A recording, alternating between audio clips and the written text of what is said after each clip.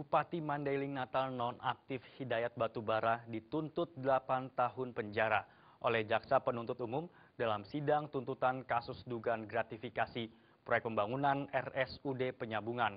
Dalam kasus ini terdakwa diduga telah menerima gratifikasi dari pengerjaan proyek pembangunan RSUD Pembangunan yang berproyek pengerjaannya bernilai 32 miliar rupiah. Bupati Mandailing Natal nonaktif Hidayat Batubara kembali harus menjalani sidang kasus dugaan gratifikasi proyek pembangunan RSUD Penyambungan yang digelar di Pengadilan Negeri Medan, Sumatera Utara yang beragendakan pembacaan tuntutan terhadap dirinya.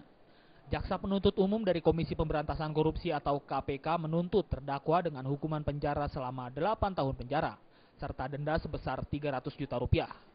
Karena terdakwa diduga telah menerima gratifikasi dari pengerjaan proyek pembangunan RSUD Penyambungan yang proyek pengerjaannya bernilai 32 miliar rupiah. Mendengar tuntutan Jaksa Penuntut Umum, terdakwa langsung berkoordinasi dengan penasihat hukumnya untuk menyatakan nota pembelaan pada sidang berikutnya yang akan digelar pekan depan. Usai sidang digelar sendiri, terdakwa langsung pergi meninggalkan ruang sidang dan enggan memberikan keterangan sedikit pun ke sejumlah awak media. Menurut keterangan Jaksa Penuntut Umum, Fitroh Roh Cahyanto, tuntutan terhadap terdakwa yang diberikan pihaknya berdasarkan pasal 12 huruf A tentang larangan menerima gratifikasi serta pasal 11 Undang-Undang Nomor 31 Tahun 1999 tentang pemberantasan tindak pidana korupsi. Sempat dinikmati, sana sudah, itu aja bedanya kan.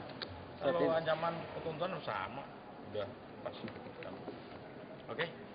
Bang, bisa ditegaskan kembali Bang tuntutan untuk Hidayat Batubara ini Bang, bisa diulangi Bang? Maksudnya? Tuntutannya berapa? Ya kan pidana penjara 8 tahun. Denda 300 juta rupiah. Subsidinya kalau denda tidak dibayar itu pidana kurungan 5 bulan. Itu aja nantinya. Dari Medan, Sumatera Utara, Ferry Irawan melaporkan.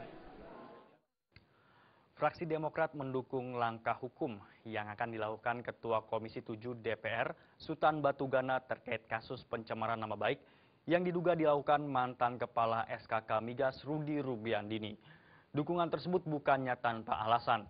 Pasalnya, penyebutan nama seseorang oleh Rudi yang tanpa didasari fakta dinilai dapat merusak nama baik dan kredibilitas seseorang.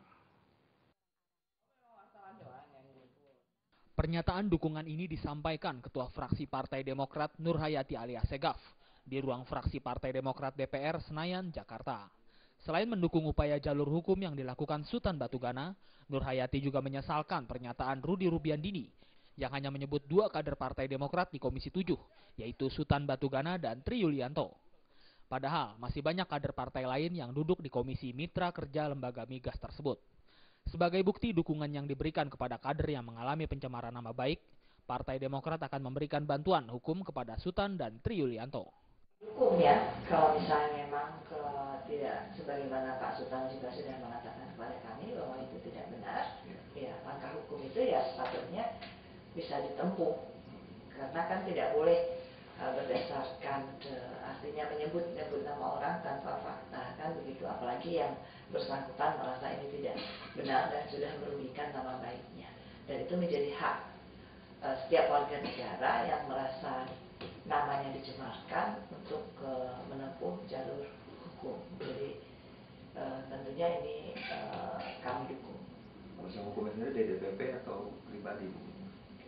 Nanti kan tentunya kalau misalnya Pak Sutan menginginkan bantuan hukum dari DPP ya pasti akan diberikan bantuan.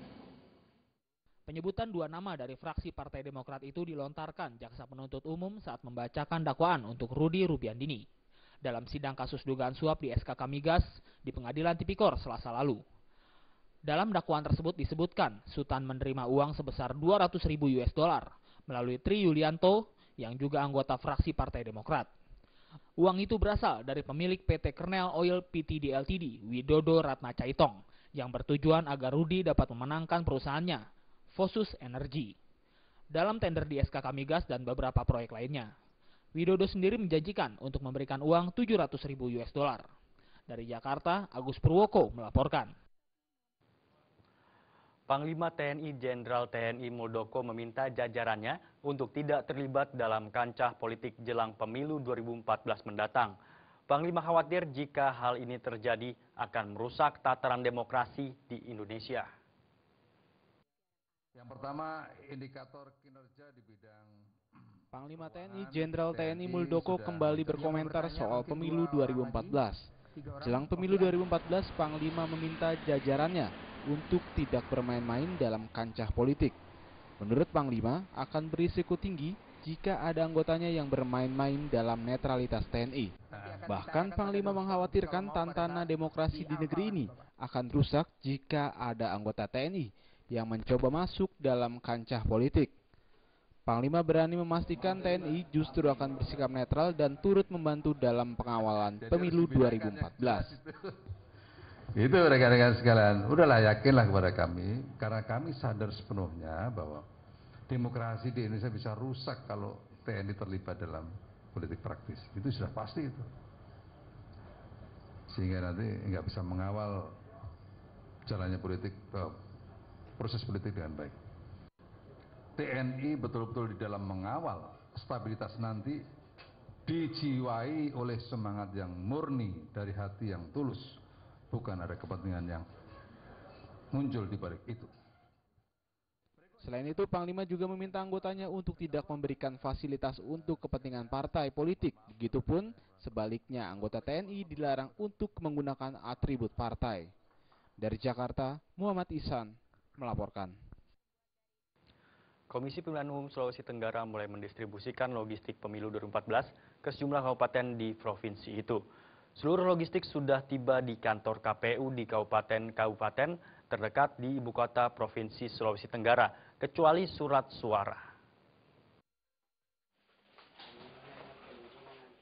Di kantor Komisi Pemilihan Umum Kabupaten Kolaka, logistik pemilu yang sudah tiba diantaranya adalah kotak suara yang terbuat dari kardus berjumlah 960 buah. Selain itu ada juga bilik suara, sampul, dan sejumlah kelengkapan lainnya. Mengenai jumlah kotak suara, KPUD Kolaka menyatakan jika pihak KPUD Kolaka mengajukan permintaan sebanyak 1.000 buah, namun yang sampai di kantor mereka hanya 960 buah. Untuk menutupi kekurangan, KPU Kolaka akan menggunakan kotak suara bekas pemilu sebelumnya. Kalau untuk sampul dan bilik dan kotak itu sudah. Sisa surat suara kemungkinan dengan formulir-formulir lainnya. Terkait bahan dasar kotak suara yang terbuat dari kardus, pihak KPU Kolaka berharap tak akan ada masalah yang muncul dan bisa menghambat persiapan menghadapi pemilu legislatif serta presiden yang tinggal menghitung hari. Dari Kolaka, Sulawesi Tenggara, Dedi Kurniawan melaporkan. Kami masih memiliki sejumlah informasi lainnya. Di antaranya pengoplos pupuk di Bengkulu ditangkap. Informasinya setelah yang satu ini.